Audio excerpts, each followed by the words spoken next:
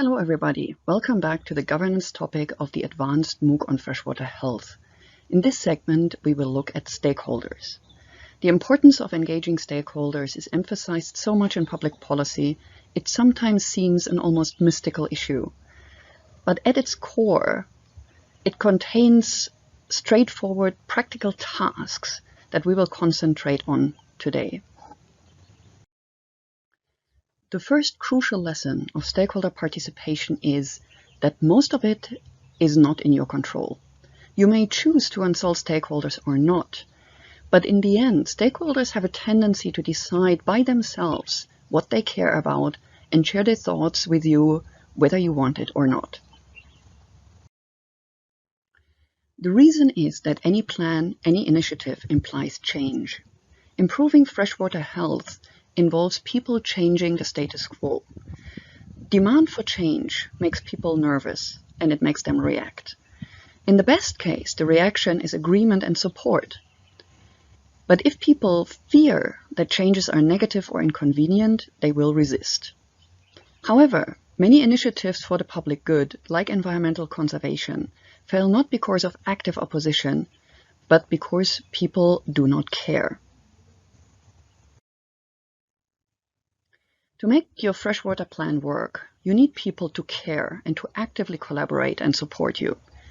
Stakeholder analysis is the toolbox for working towards that goal. It contains tools to identify who to engage and why, and help make decisions about when and how to engage them. Before we go on, one quick challenge question. Based on your own experience, or based on what you have heard so far, what is your own definition of stakeholder? Make your notes and press play when you are ready to continue. The first video of the governance topic discussed that governance systems involve actors with conflicting interests regarding a resource. The formal definition of stakeholder reflects that aspect of governance. Stakeholders are people whose interests are affected by choices embedded in the plan, policy, or initiative in question. However, note that the policy world and the business world look at stakeholders differently. Traditionally, the private sector, the business perspective, would only engage stakeholders with the power to damage the company, not powerless stakeholders affected by them. In practical terms, stakeholder engagement consists of 3 steps. First, stakeholders are identified and mapped. Then, second, they are assessed to select who needs engagement. And finally, the appropriate form of engagement is planned for each relevant stakeholder.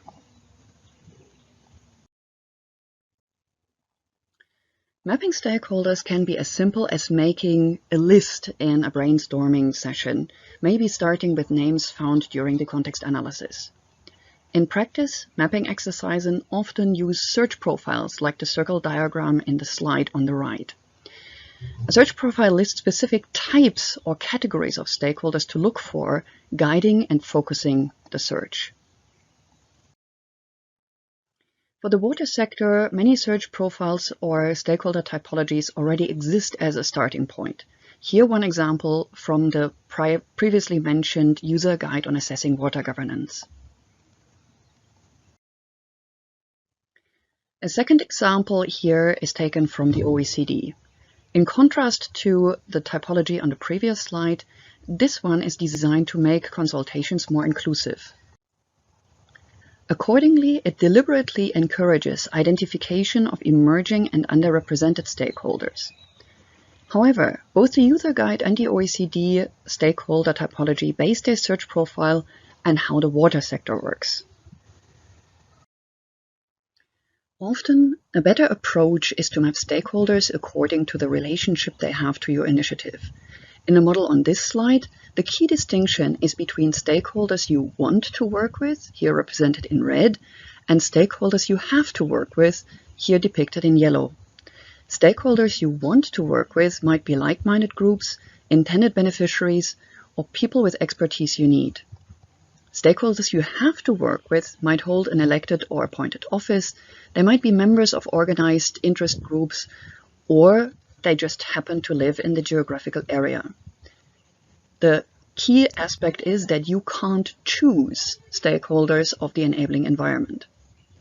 Depending on the nature of your initiative, you might also have market stakeholders, meaning there is a contractual relationship between the initiative and the stakeholder, as well as internal stakeholders whose roles are created by the initiative, for example, people employed to implement the freshwater plan.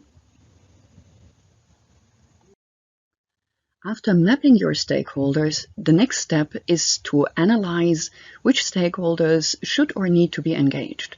You might ask, why not engage them all? But a good mapping will easily list 60 to 100 stakeholder groups, and engaging all is neither desirable, realistic, or efficient. Even conducting a detailed assessment can be resource intense. So assessing stakeholders might be as simple as picking the most important stakeholders from your inventory. For example, selecting the 5 biggest supporters and the 5 most influential opponents. Formal stakeholder assessments usually involve rating or ranking stakeholders on 2 or 3 criteria, such as their power, influence, their interests, their attitude, their importance, legitimacy, urgency, or their aptitude for action. The results are then typically visualized in a 2x2 or 3x3 matrix as depicted on the right. On the left, this slide includes a screenshot of the website stakeholdermap.com, which outlines pretty much all matrices commonly used both in the business and public world. A good stakeholder assessment tool will make it easy to start the third step of the stakeholder engagement process, planning the actual engagement. Specifically, areas of the stakeholder matrix are linked to engagement recommendations. The commonly used interest influence matrix developed by the British government, for example, here shown on the left, recommends that active engagement should only be attempted if certain thresholds in influence and interest are crossed. Our own approach uses a 3x3 matrix to anticipate the behavior of stakeholders, so engagement can distinguish 2 sides: engagement to strengthen positive forces and engagement to mitigate negative ones. The reading list includes sources for more detailed discussion of the forms and levels of stakeholder engagement that are possible. Much has been published since Arnstein published the seminal letter of participation in 1969. But as a general rule, levels of participation are defined, for one, by the direction of communication, and second, by the location of responsibility.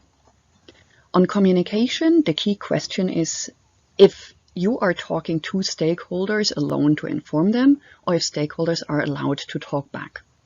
On responsibility, many modern plans advocate partnership and co-management approaches to stakeholder engagement. However, note that co-management requires the devolution of actual decision-making powers, and it also requires a managed collaborative process.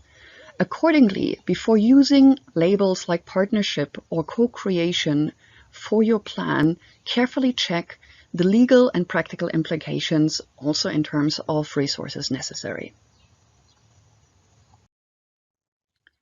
Even though stakeholders can paralyze or bring down projects and initiatives, the importance is advocated everywhere and tools are readily available, stakeholder engagement is still considered an annoying chore by many experts. Articles like the one cited on this slide eloquently summarize the barriers to stakeholder engagement. However, instead of going into this detailed analysis, I would like to illustrate the problem in a more practical way. When you study manuals and guidebooks for stakeholder engagement, you will often find lists like the one shown on this slide, large collections of ready tools and methods to use to elicit information from stakeholders. However, I challenge you to find the chapter in the same manuals that explain how to use stakeholder input in effective ways. In many cases, you will not find them. Consultations are too often conducted because it is a box to tick in a policy process. But asking stakeholders for advice and then ignoring their input is actually the best way to turn indifference into anger and open opposition. So one of the biggest challenges of stakeholder engagement has to be addressed at your own desk. That is to decide which segments of your freshwater plan will actually only be designed after the stakeholder consultation and with the full understanding that the stakeholder input might fundamentally change what you had in mind. As a final word before closing this video, one of the most exciting recent developments for stakeholder engagement is the rise of citizen science. Interactions and knowledge co-creation facilitated by IT platforms enables forms of participation that were formerly too expensive or too time-consuming to even contemplate. The sixth video of this topic will take a closer look at these new forms of engagement.